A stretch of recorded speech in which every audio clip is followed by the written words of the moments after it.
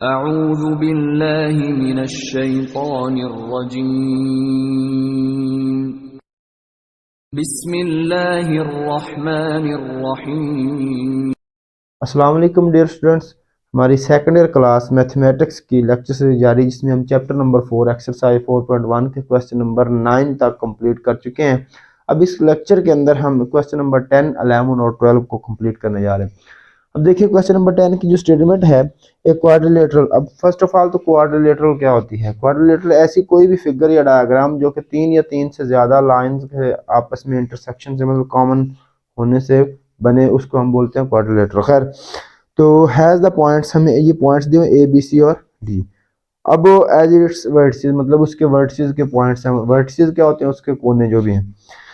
अब करना क्या है, इसके अंदर दो चीजें फाइंड, इस क्वेश्चन के अंदर दो चीजें उसने पूछी हैं। फर्स्ट ऑफ ऑल तो उसकी जो साइड्स है उसके मिड पॉइंट्स क्या हैं। दूसरा जो है उसके मिड पॉइंट्स को मिलाने से बनने वाली जो एक नई फिगर होगी, वो कहता है कि क्या वो एक पैरेललोग्राम है या नहीं। खैर, हम पहले तो एक बना लेते हैं क्वाड्रिलेटरल। 4 पॉइंट्स है तो हम 4 साइड कोनों वाली, 4 साइड वाली एक क्वाड्रिलेटरल बनाते हैं।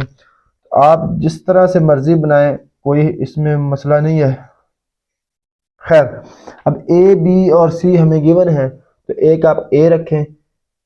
हाँ, इसमें एक बात है कि बच्चे गलती क्या करते हैं, हम अपनी मर्जी से कहीं से मर्जी इसको स्टार्ट कर सकते हैं। ए को यहाँ से, यहाँ से, यहाँ से, यहाँ से, चारों में से किसी एक से मर्जी स्टार्ट कर लें। अब ए को यहाँ से अगर मैं स्टार्ट कर रहा हूँ, ए है हमारे पास 9,3, इसके पॉइंट्स के कोऑर्डिनेट्स हैं। अब बी को या यूं यहाँ रखेंगे या यहाँ रखेंगे, मतलब एक तरतीब के साथ चलना है, आपने जंप नहीं करना। अब बी को यहाँ रखते हैं तो बी क्या है -7,7। अब सी फिर यहाँ आएगा तो सी क्या है -3 व -7, और डी यहाँ पे आएगा तो ये क्या 5 -5। तो ये हमने एक क्वाड्रिलेटरल एक फर्जी बना ली। अब करना क्या, फर्स्ट ऑफ ऑल ये है कि इसकी साइड्स के मिड पॉइंट्स फाइंड करने। अब साइड क्या, A B B C D और ए डी, मतलब ये साइड है तो इसका मिड पॉइंट, इसका मिड पॉइंट, इसका मिड पॉइंट और इसका मिड पॉइंट। अब हम सपोज लेट करते हैं कि ई जो है ए बी का मिड पॉइंट है, एफ जो है बी सी का मिड पॉइंट है, और जी जो है सी डी का मिड पॉइंट है, और एच जो है ए डी का मिड पॉइंट। हम A B B C C D और ए सी, मतलब तीनों चारों साइड्स के हम सपोज करते हैं कि ई एफ जी और एच जो है मिड पॉइंट्स। अभी इनको हमने फाइंड आउट करना है।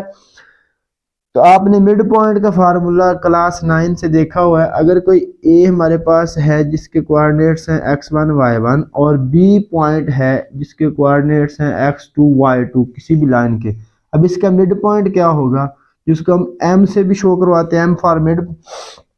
तो इसके पॉइंट्स कैसे फाइंड करते हैं, इसके x कोऑर्डिनेट और इसका x कोऑर्डिनेट को जमा करेंगे, मतलब x1 प्लस x2 और 2 पे डिवाइड कर देंगे, कॉमा इसका y1 प्लस y2 ओवर 2, मतलब पहले x कोऑर्डिनेट्स को जमा करेंगे, 2 पे डिवाइड कर देंगे, फिर y कोऑर्डिनेट्स को हम जमा करेंगे और 2 पे डिवाइड कर देंगे।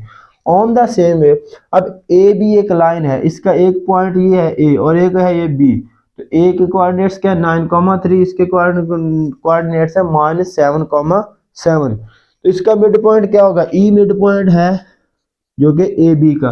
तो ये 9 - 7 प्लस ये माइनस, इसको माइनस कर देगी 7/2, कॉमा ये 3 + 7, 3 + 7/2। मतलब हमने इनके x कोऑर्डिनेट्स को जमा किया, इसका x कोऑर्डिनेट 9 है, इसका x कोऑर्डिनेट -7 है, इनको ऐड किया, 2 पे डिवाइड किया, फिर y कोऑर्डिनेट्स को जमा किया, इसका y कोऑर्डिनेट 3 है और इसका y कोऑर्डिनेट 7 है, इनको जमा किया और 2 पे हमने डिवाइड किया। तो 9 - 7 आंसर आता है 2/2, तो ये आ जाएगा 1। 3 + 7 10, 10/2, तो ये 5।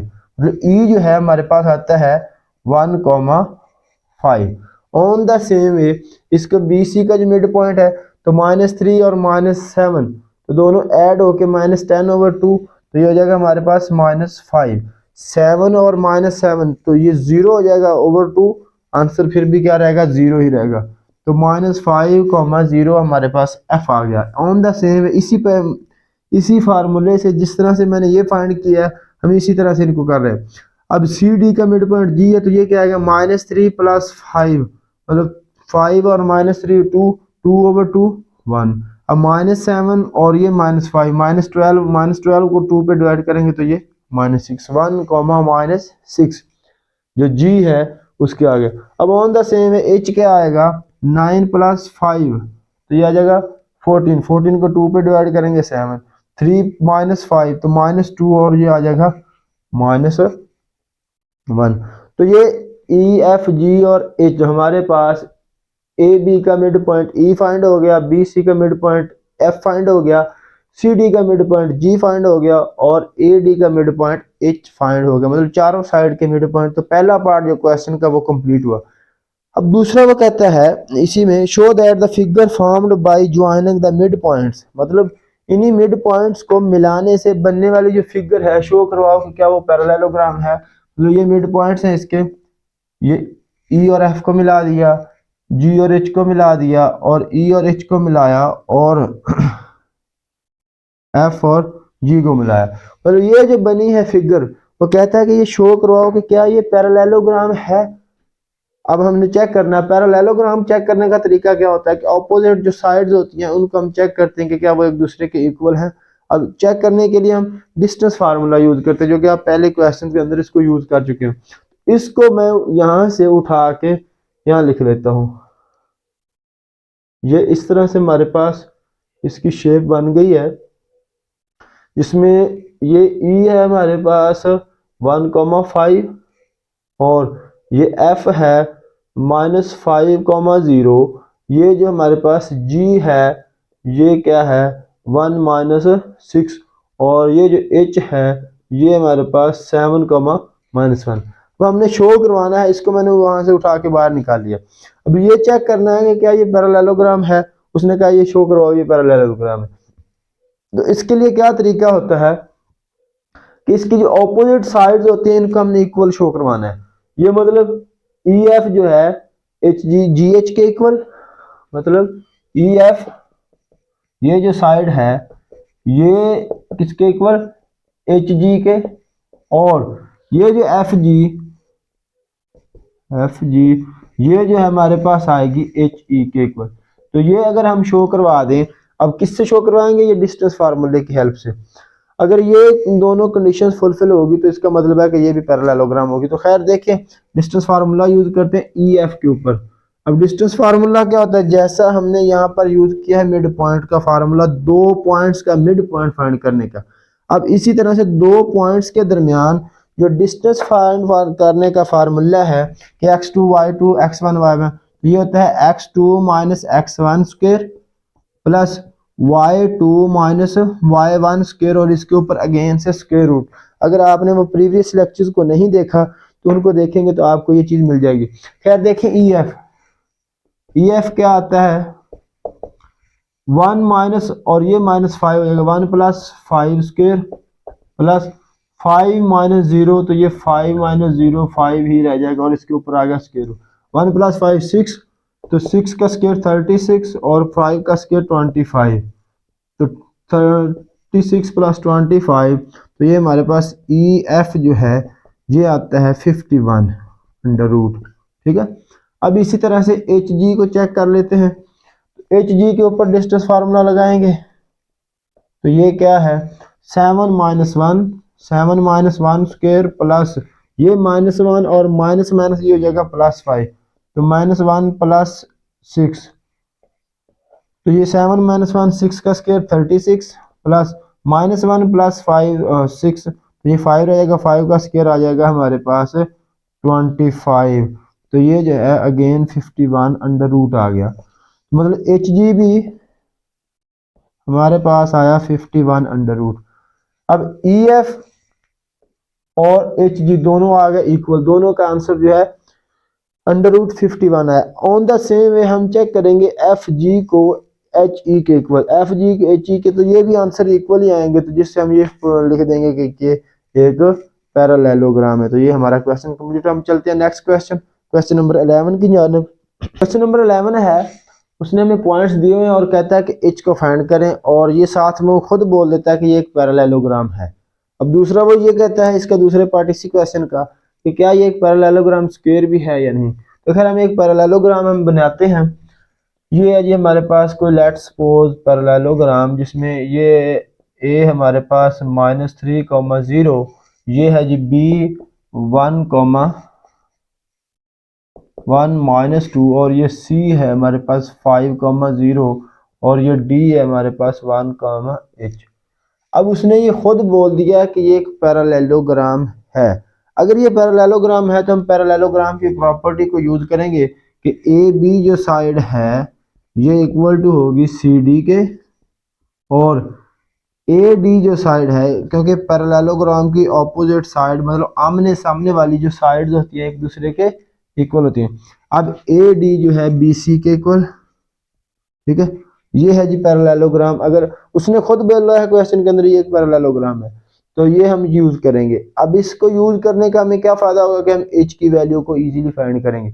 अब इसके बाद दूसरा वो कहता है कि क्या ये स्क्वायर है या नहीं, तो पहले हम एच को फाइंड कर लें, इसके बाद हम देखेंगे स्क्वायर भी है या नहीं। तो ए बी निकालेंगे और सी डी के इक्वल रखेंगे। ए बी जो डिस्टेंस फार्मूला से करिए -3 - 1 होल स्क्वायर प्लस 0 माइनस और माइनस ये हो जाएगा +2, तो 0 + 2 होल स्क्वायर और इसके ऊपर आ गया स्क्वायर रूट। तो ये 4 का स्क्वायर 16 और ये भी 2 का स्क्वायर 4। तो ये ए बी जो है ये हमारे पास आ गया √20। अब नेक्स्ट क्या है जी सी डी। तो सी डी के लिए हम लोग इसके ऊपर अगेन डिस्टेंस फार्मूला, तो 1 - 5 स्क्वायर प्लस h - 0 स्क्वायर और इसके ऊपर अगेन से स्क्वायर रूट। तो ये -4 स्क्वायर 16 हो गया और ये h स्क्वायर और इसके ऊपर आ गया √, तो ये आ गया सी डी। क्या है ए बी सी डी के इक्वल है पैरेललोग्राम के अकॉर्डिंग। तो ए बी सी डी के जब इक्वल है तो इससे हमारे पास क्या आया √20 equal to 16 plus h square √, ठीक है।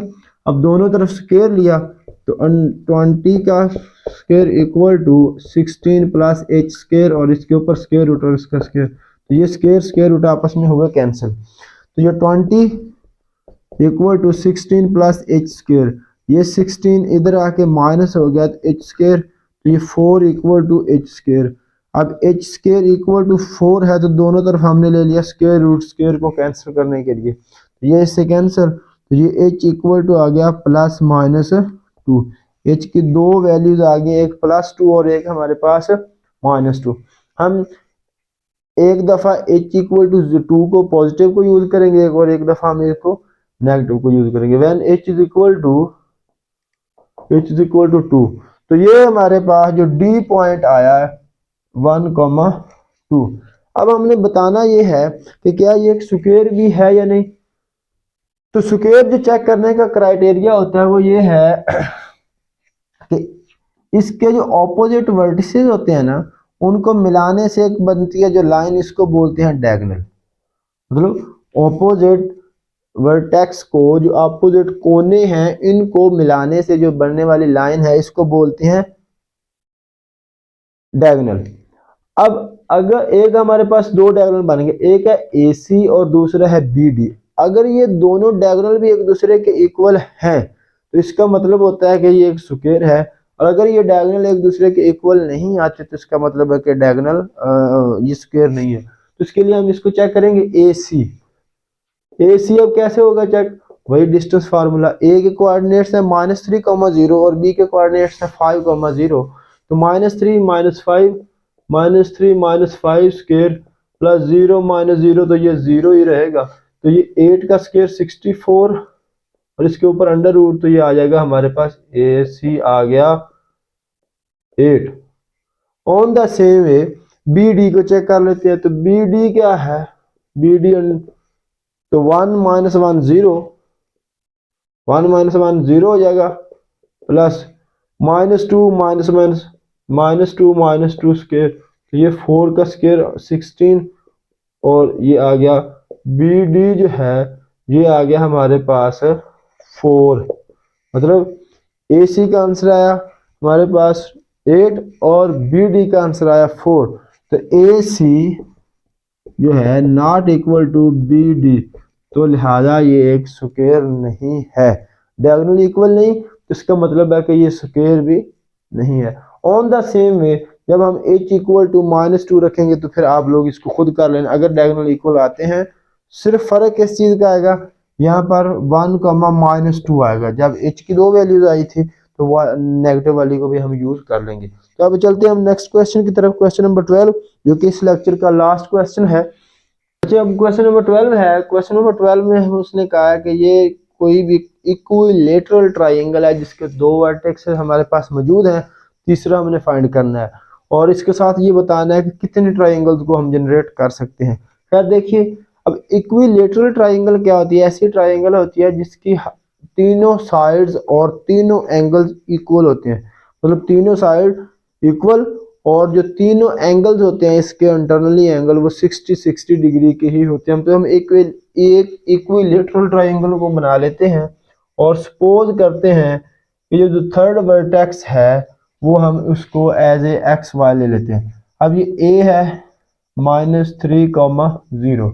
अब बी जो है वो यहाँ ले लेते हैं 3, 0 और लेट करते हैं कि सी x, y be the third vertex. ठीक है, अब जिसको हमने फाइंड आउट करना है तो ये हम लोग रखते हैं सी x, y। ठीक है, इसको हम फाइंड करना है थर्ड वर्टेक्स को। अब और जगह पे भी ले सकते हैं, अब ए की जगह पे भी रख सकते हैं, बी की जगह पे भी रख सकते हैं, उससे कोई फर्क नहीं पड़ने वाला। अब ये उसने खुद बोला है कि ये इक्विलेटरल ट्राइंगल है। अगर इक्विलेटरल ट्राइंगल है तो इसकी तीनों साइड आपस में इक्वल होंगी, मतलब A B as for equilateral triangle. कोई नहीं, स्पेलिंग खुद ठीक कर लेना। तो क्या होगा कि ए बी सी और ए सी तीनों साइड जो हैं वो एक दूसरे के इक्वल होंगी। तो हम पहले ए बी को भी फाइंड कर लेते हैं, बी सी को भी फाइंड कर लेते हैं और ए सी को भी डिस्टेंस फार्मूला की सपोर्ट से हम फाइंड आउट कर लेते हैं। तो ए बी हमारे पास क्या आता है, डिस्टेंस फार्मूला थोड़ा सा डायरेक्ट यूज कर रहा हूँ, -3 तो ये -3 स्क्वायर प्लस 0 का स्क्वायर और इसके ऊपर अगेन स्क्वायर रूट। तो ये -3 और -3 6 हो जाएगा, 6 का स्क्वायर 36 अंडर रूट और ये आ गया 6 equal to A B under मतलब जो साइड है। अब on the same way B C को फाइंड कर लेते हैं। तो बी सी क्या आएगा, x -3 स्क्वायर प्लस y -0 का स्क्वायर और इसके ऊपर square root. On the same way a सी जो है वो क्या आएगा, x +3 बाई डिस्टेंस फार्मूला और y -0 का स्क्वायर और इसके ऊपर आ गया स्क्वायर रूट। ठीक है, अब गिवन क्या है कि ए बी बी सी और ए सी तीनों साइड इक्वल है, तो हम दो को इक्वल रखते हैं, ए बी इक्वल टू ए सी, मतलब तीनों इक्वल है तो ये इसके भी इक्वल आ सकती है, ये इसके भी इक्वल दो को आ सकती हैं। हमारा मकसद क्या है, हम दो इक्वेशन बनाने जा रहे हैं जिससे हम ए एक्स और वाई की वैल्यू को फाइंड करेंगे। अब ए भी किसके इक्वल है, 6 के इक्वल टू बी सी क्या है, x -3 स्क्वायर प्लस y -0 का स्क्वायर और इसके ऊपर स्क्वायर रूट। अब स्क्वायर रूट को खत्म करने के लिए दोनों तरफ हम स्क्वायर ले लेंगे, square root cancel, 36 equal to x -3 square plus y का स्क्वायर को डायरेक्ट ही लिख दे। तो ये आ जाएगा x square a minus B का जो फार्मूला होता है a माइनस बी का whole square equal to a square plus B square -2ab। इस फार्मूले से हम इसको खोल देंगे, x square plus 9 -6x plus y square equal to आ गया 36। ये 36, ये 9 इधर आके हुआ माइनस, तो ये 25 हो जाएगा equal to x square plus y square -6x। तो ये एक हमारे पास इक्वेशन बन गई जिसको हम सपोज नाम दे देते हैं इक्वेशन नंबर 1। अब on the same way B C equal to A C रख लें, बी सी या फिर A B equal to A C भी ही रख सकते हैं, इससे भी कोई फर्क नहीं पड़ने वाला, थोड़ा सा हमारी कैलकुलेशन कम हो जाएगी। ए बी इक्वल टू ए सी। अब ए बी क्या है, फिर वही 6, ठीक है। और ए सी जो है वो हमने क्या निकाला, ये वाला, इक्वल टू एक्स प्लस 3 का whole square, X plus 3 whole square plus Y square, और इसके ऊपर आ गया स्क्वायर रूट। तो दोनों तरफ हम स्क्वायर ले लेते हैं, क्यों, ये स्क्वायर रूट को खत्म करने के लिए। तो ये इससे cancel, 36 equal to X plus 3 square plus Y square. ये X square plus 9 plus 6x plus Y square equal to आया 36। तो ये 9 उधर जाके माइनस हो जाएगा, तो 25 equal to X square plus Y square plus 6x, ठीक है। तो ये हम इसको इक्वेशन नंबर 2 का नाम दे देते हैं। अब इक्वेशन नंबर 1 और इक्वेशन नंबर 2 को सॉल्व करके हम x और y की वैल्यू को निकालेंगे। तो खैर देखें, ये इक्वेशन नंबर 1 और इक्वेशन नंबर 2 को 1 - 2 कर दें। इक्वेशन नंबर 1 है 20 X square plus Y square, X square plus Y square minus 6x equal to 25। और इक्वेशन नंबर 2 है X square plus Y square plus 6x equal to 25। तो ये हमारे पास आ गई। इक्वेशन नंबर 1 को इक्वेशन नंबर 2 से minus कर रहे हैं, माइनस करेंगे तो इसके साइन जो है वो चेंज हो जाएंगे। तो ये इससे कैंसिल, ये भी कैंसिल, ये भी कैंसिल, माइनस 6x तो माइनस 12x इक्वल टू 0। तो x की वैल्यू जो है वो आ गई 0। x की वैल्यू 0 आई है, इसको हम इक्वेशन नंबर 1 या 2 किसी में भी पुट करके y की वैल्यू को जनरेट कर लेंगे। तो पुट इन 1 2 में पुट कर लें, तो 25 इक्वल टू ये 0 का square 0 plus Y square plus 6 into 0, तो ये भी पोर्शन सारा 0। तो 25 इक्वल टू वाई स्क्वायर, अब स्क्वायर रूट लिया बोथ साइड, तो ये 5 plus minus equal to Y, Y equal to plus minus 5। अब y की 2 वैल्यूज आ गई है, x की 1 वैल्यू आई है, मतलब x 0 यहां ले लेते हैं, x 0 तो y पॉजिटिव 5, या x 0 और y नेगेटिव, ठीक है, नेगेटिव 5। तो 2 वैल्यूज आ गई हैं, एक प्लस 5 के साथ, एक माइनस 5 के साथ। तो ये x और y भी फाइंड होगा। दूसरा इसका क्वेश्चन ये था कि कितनी ट्राइंगल्स बनाई जा सकती हैं। 2 ही ट्राइंगल बनाई जा सकती हैं, क्योंकि एक प्लस 5 के साथ और एक माइनस 5 के साथ। तो ये आज का हमारा लेक्चर हुआ कंप्लीट। अगर आपने चैनल को सब्सक्राइब नहीं किया तो लाजमी चैनल को सब्सक्राइब कीजिए। थैंक यू, अल्लाह हाफिज़।